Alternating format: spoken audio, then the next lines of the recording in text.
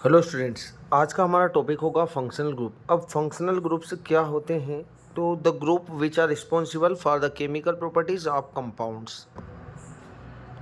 तो हम यहाँ पर देख रहे हैं the group which are responsible for chemical properties of organic compound. तो ऐसे ग्रुप जो क्या होंगे, किसी भी कंपाउंड की प्रॉपर्टी के लिए रिस्पॉन्सिबल होंगे या केमिकल प्रॉपर्टी के लिए रिस्पॉन्सिबल होंगे। अब हमारी क्लास 10th के अकॉर्डिंग हम देखें तो यहाँ पर हमारी 4 ग्रुप्स होते हैं। पहला ग्रुप होता है हमारे पास OH। तो फर्स्ट ग्रुप हमारे पास जो होगा वो OH ग्रुप होगा। इस ग्रुप को आप बोलते हैं एल्कोहल, और इसमें लास्ट में जो आप सफिक्स लगाते वो होता ऑल, है ना। ये जो हमारा होगा वो सफिक्स होगा, ठीक है। तो अब आपको जहाँ भी OH ग्रुप को देखना है वहाँ पर आपको पहचान लेना है कि ये एल्कोहल ग्रुप है और इसके लास्ट में हमें क्या लगाना, ऑल लगाना है। अभी हम यहाँ पर कुछ नाम भी लेंगे जिसके थ्रू हम यहाँ पर ऑर्गेनिक कंपाउंड के नेम्स बनाएंगे। फिर दूसरा जो ग्रुप होता है हमारे पास होता है CHO। इसे हम बोलते हैं एल्डिहाइड। एल्डिहाइड इसे हम क्या लिखते हैं, अल लिखते हैं, है ना।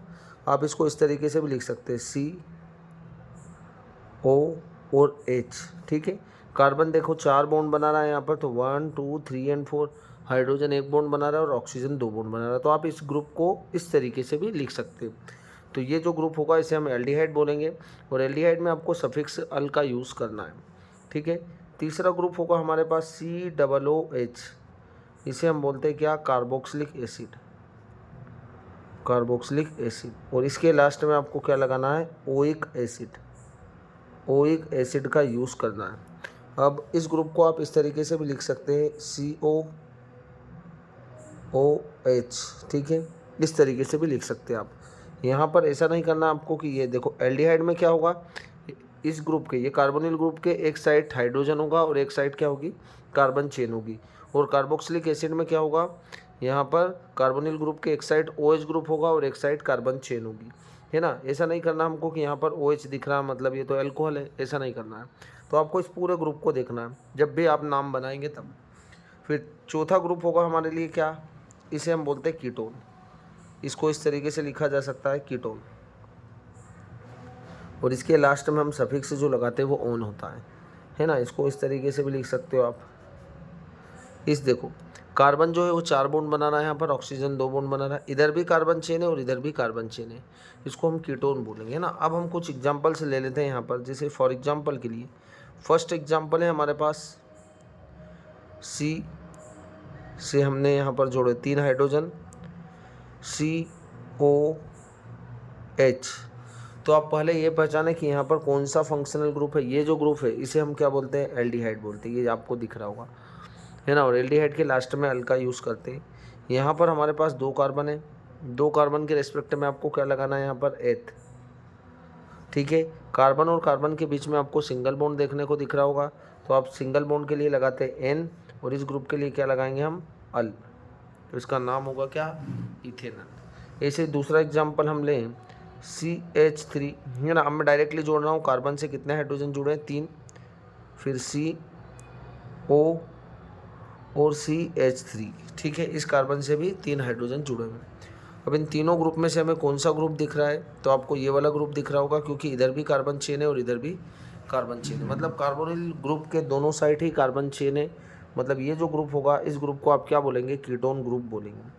क्लियर है बात आपको, है ना। और कीटोन के लिए हमें क्या यूज़ करना, ऑन का यूज़ करना है। तो सबसे पहले यहाँ पर कार्बन 3 है तो हमें बोलना है प्रोप। 3 कार्बन के लिए आपको प्रोप लगाना है।